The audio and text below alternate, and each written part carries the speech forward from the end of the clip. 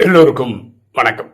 இன்னைக்கு நம்ம பார்க்கக்கூடிய சப்ஜெக்ட் 786 ஒரு ராஜயோக பார்வை.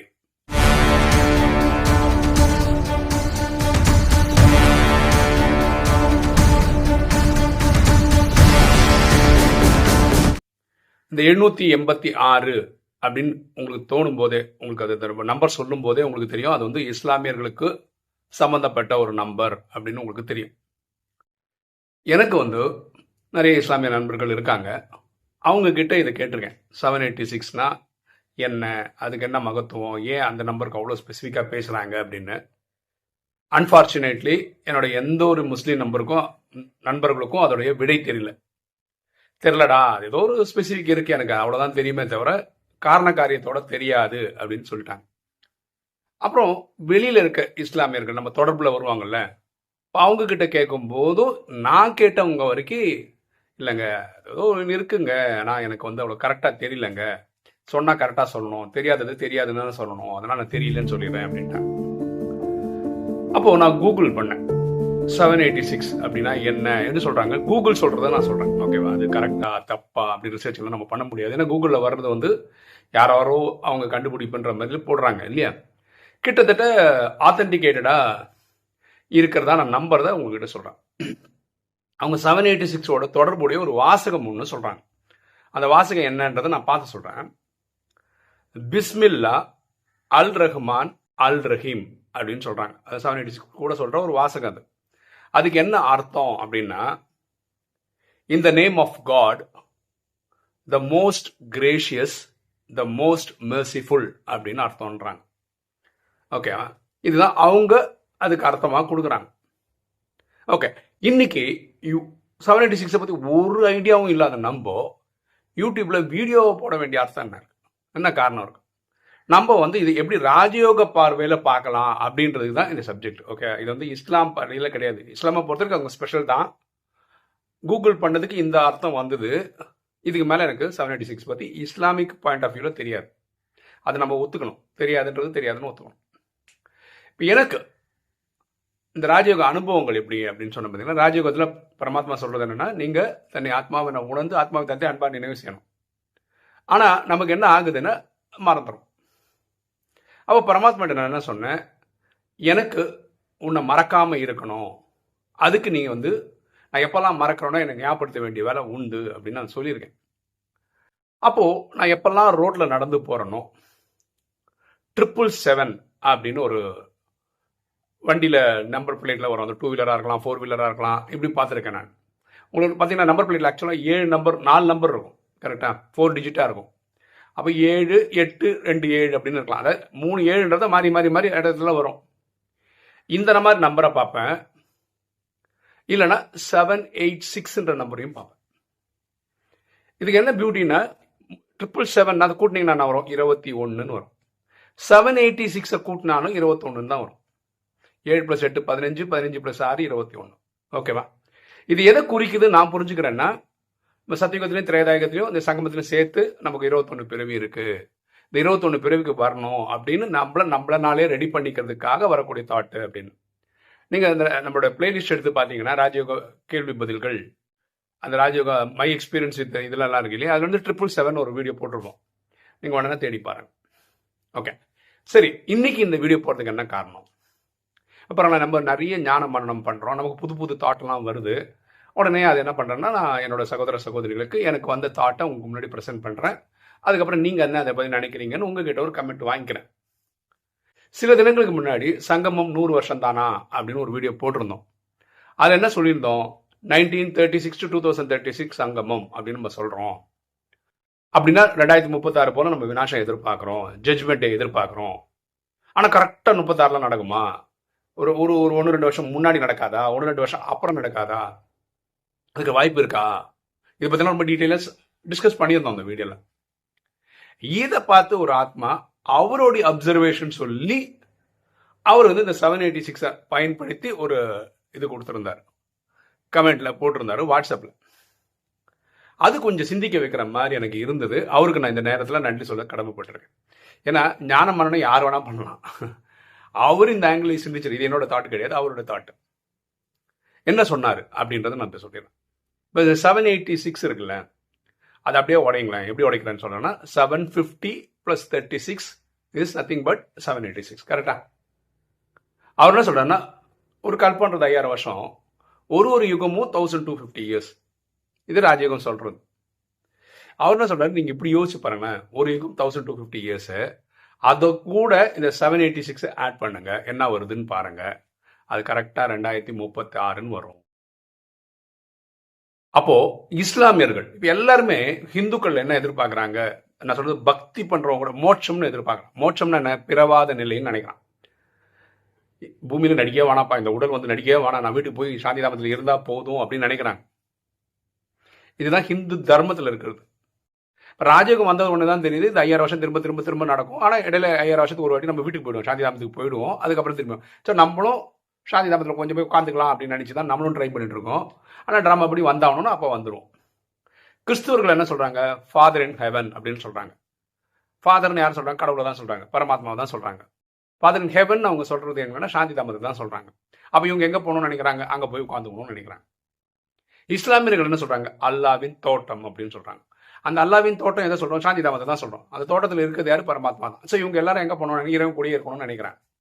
அப்ப எல்லாருடைய ஐடியாவும் அதுதான். அப்போ இந்த 786 எதை குறிக்குதுன்னா, அத்தனை வருஷம் தேவைப்படுது எங்க போறதுக்கு, வீட்டுக்கு போறதுக்கு. அப்ப இந்த 786 எங்க இருந்து 786 அவங்க கணக்கு இடிக்குது இல்லை, அவங்க கரெக்டாக யாருக்கும் தெரியல. பாருங்களா, பைபிள் கூட என்ன சொல்லுது, 2000 உலகம் அழிஞ்சிரும்னு சொல்லிச்சு. ஆனால் நம்ம 2025 இருக்கோம் வீடியோ போடும்போது. இது ஏன் தப்பு வந்தது அப்படின்னு சொல்லி ஏற்கனவே ஒரு வீடியோ போட்டிருந்தோம். ஏன்னா இயேசு கிறிஸ்து பிறந்ததுலேருந்தே அவங்க கிறிஸ்டியானிட்டி ஸ்டார்ட் ஆன மாதிரி கணக்கு போட்டாங்க. ஆனால் இயேசு கிறிஸ்து வந்து அவரோட 30-33 வயசுக்குள்ள தான் இந்த கிளாஸை எடுத்துருக்கிறார். அவர் சரீரம் விட்டது வந்து ஒரு இது சொல்லுது. கூகுள் பண்ணிக்கணும், 36 38 சொல்லுது, 40 சொல்லுது, சில பேர் 33 சொல்லுது, மாதிரி சொல்லுது. நம்ம வந்து 36 அவர் சரீரம் விட்டாரு, அவரோட 36வது வயசுல சரீரம் விட்டாருன்னு சொன்னீங்கன்னா, அன்னையிலேருந்து கிறிஸ்டியானிட்டி ஸ்டார்ட் ஆயிடுச்சுன்னா அன்னையிலேருந்து 2000 வருஷம்ன்றது 2036 அது கரெக்டாக வந்துடும் அப்படின்னு ஒரு வீடியோவில் நம்ம எக்ஸ்பிளைன் பண்ணியிருப்போம். ஓகே, அது அவங்கவுங்க எடுத்துக்கிறது தான். அதே மாதிரி இவங்க எதுக்கு ட்ரை பண்றாங்க, சாந்திதாமம் போகிறது தான். அப்போ இந்த 786 மேஜிக் நம்பர் அதுதான். இந்த கலியுகத்தோட 1250 வருஷம் இல்லை, ஒரு யுகத்தோட 1250 தான் கரெக்டாக வரும். ஒரு யுகத்தோட 1250 வருஷம் ப்ளஸ் 786 750 + 36னா 750 + 1250 is 2000 ப்ளஸ் அந்த 36 2036. ஸோ அந்த ஆத்மா என்ன சொல்ல வர்றாருன்னா, முன்னாடி பின்னாடி நடக்காது, 2035 சரி உலகம் வினாஷ் ஆகும், இல்லை 37 வினாஷ் ஆகும்ன்றது இருக்காது, டான்னு கரெக்டாக 36 தான் நடக்கும் அப்படின்னு அவருடைய அபிப்பிராயம் சொல்றார். எனக்கு இது ஏற்புடையதாக இருக்கு. ஓகே, அதனால தான் நானும் வீடியோவில் இதை எடுத்து சொல்கிறேன். அப்போது 1936 to 2036 சங்கமன்றது கரெக்டுன்னா, இவங்க 786 போட்டு இந்த 1250 சேர்த்தா 2036 வந்தது கரெக்டாக இருந்தா, பைபிள் சொல்ல மாதிரி 2000 வருஷத்துல உலகம் அழிஞ்சிரும்னு சொல்றது கரெக்டாக இருந்தா, எல்லாம் கூட்டி பார்த்தாலும் இது எங்கே போய் நிற்குதுன்னா 2036 தான், முன்னாடி பின்னாடி ஆகாது அப்படின்றது அந்த ஆத்மாவோட அப்சர்வேஷன். நானும் பாருங்களேன், இவ்வளோ வீடியோவில் சங்கமம் 100 வருஷம் தான், 1936 to 2036 தான் சொல்கிறேன். அந்த வீடியோவில் இருக்குமான்னு கேட்டது வந்து வேற ஒரு ஆத்மாவுடைய, அது ஒரு சீனியர் பிரதர் தான், அவருடைய தாட்டை தான் அந்த வீடியோவில் ப்ரெசென்ட் பண்ணியிருக்கோம். ஓகேவா? ஸோ எல்லாருக்கும் இந்த ராஜயோகம் ப்ராக்டிஸ் பண்ணுற எல்லாருக்குமே ஞானம் மனம் பண்ணுறதுக்கான ரைட்ஸ் இருக்குது. ஓகேவா? அவங்க ஒரு விஷயத்தை நம்புறதுக்கும் அவங்களுக்கு ஒரு ரைட்ஸ் இருக்குது. இப்போ இந்த ஆத்மா சொன்னது வந்து இந்த கூட்டி பார்த்தா ஒரு மாதிரி இன்ட்ரெஸ்டிங்கான ஒரு ஃபிகரில் வந்து நிற்குது. அவங்க 786 ஒரு நம்பர் நம்புறாங்க, நமக்கு ஒரு யுகமும் 1250 வருஷம்னு தெரியும், 2036 தான் சங்கமம் முடியும் நமக்கு தெரியும், இந்த கூட்டி கழிச்சு பார்த்தாலாம் அங்கங்க வந்து நிற்குது. ஸோ அதனால இது கரெக்டு அப்படின்னு எனக்கு தோணுது. ஓகே, வீடியோ பார்க்குறேன், நீங்கள் என்ன நம்புறீங்க? 2036 நம்புறீங்களா இல்லை வேற ஏதாவது காரணங்கள் நம்புறீங்களான்றது சொன்னீங்கன்னா நல்லாயிருக்கும். ஓகே, ஒரு தகவல், என்னோட மொபைல் ஃபோன் ரிப்பேர் ஆயிருந்தது, டிஸ்பிளே போயிடுச்சு அப்படிலாம் சொல்லியிருந்தேன் இல்லைங்களா, அதை ரெடி பண்ணிட்டேன். அதை ரெடி பண்ண அந்த ஃபோனில் தான் இப்போ ரெக்கார்டிங்கும் பண்ணுறேன். ஓகேவா? இது நான் எப்படி புரிஞ்சுக்கிறேன்னா, ஒரு டெஸ்ட் பேப்பர் மாதிரி நான் நினைக்கிறேன். டெஸ்ட் பேப்பர் நான் ஏன் சொல்கிறேன்னா, உங்களுக்கு தெரியும், நம்ம வந்து கண்டினியூஸாக ஒரு நாள் விடாமல் வீடியோ போட்டுட்டு தான் இருக்கோம். இந்த டைம் பார்த்து கரெக்டாக இந்த டிஸ்பிளே ஆஃப் ஆகிடுச்சு. கரெக்டாக அன்றைக்கி தான் நமக்கு வந்து அந்த 5 மாதம் 6 மாதத்துக்கு ஒரு கேப்பில் ஒரு யூடியூப் வீடியோ வரும் இல்லையா, அதோட பேமெண்ட் வரும் இல்லையா, அது வந்தது. ஒரு $100 வந்தது, $110 என்ன வந்தது. அன்றைக்கி தான் இது பிரச்சனையும் வருது. ஸோ என்ன டெஸ்ட் பேப்பர் அப்படின்னா, காசும் கொடுத்துட்டு ஒரு செலவும் கொடுத்துட்டு இவன் பண்ணுறானா பண்ணலையா அப்படின்னு டெஸ்ட் பண்ணுற மாதிரி எனக்கு தோணுச்சு. ஸோ நான் யோசிக்கவே இல்லை, கொண்டு போய் ஃபோனை கொடுத்துட்டேன். அது டிஸ்பிளே மாற்றிட்டாங்க. 7,290 பில் கூட போடுறேன் பாருங்களேன், ஓகேவா. ஸோ அந்த அமௌண்ட் வந்தது 7,300 வச்சுக்கோங்களேன், அது வந்தது. பே பண்ணிட்டேன். இதுக்கு நம்ம சொல்லியிருந்தோம், நேற்றைய வீடியோவில் கூட சொல்லியிருந்தோம், யாராவது கொடுத்தீங்கன்னா டொனேஷன் கொடுத்தா நல்லாயிருக்கும். இது வரைக்கும் ஒரு 1000 ரூபா வந்திருக்கு. அந்த ஆத்மாவுக்கு இந்த நேரத்தில் நன்றி சொல்ல கடமைப்பட்டிருக்கேன். ஓகே, ஸோ இது அப்படி தான் நினைக்கிறேன், ஒரு டெஸ்ட் பேப்பர்னு நினைக்கிறேன். இந்த டெஸ்ட் பேப்பரில் நான் பாஸ் ஆகிருக்கேன் அப்படின்னு நம்புகிறேன். ஏன்னா எனக்கு வந்து 365 நாள் வீடியோ வரணுன்றதுலாம் எந்த மாற்று கருத்தும் கிடையாது. அதுக்கு நான் ட்ரை பண்ணிட்டே தான் இருப்பேன். உதவிகள் வர வர ரொம்ப ஈஸியாக பண்ணலாம், அவ்வளோதான். அதுதான் இதோடைய நோக்கம். ஓகே, இனி ஒரு அனுபவம். என் குழந்தைங்க வந்து 12th முடிச்சிட்டாங்க, காலேஜ் ட்ரை பண்ணுறோன்னு உங்களுக்கு தெரியும். அடுத்த மாதத்தில் பாதியில் தான், ஜூன் 20 அந்த மாதிரி டைமில் தான் நோட்டீஸில் இதே போடுவாங்க, யார் யாருக்கு ஷார்ட் லிஸ்ட் பண்ணுவாங்க, எந்தெந்த காலேஜ் அதை அப்புறம் அப்ளை பண்ணணும் வாங்கணும். இது அப்படியே கடையை ஜூலை கிட்ட போய்ட்டோன்னு வச்சுக்கோங்களேன்.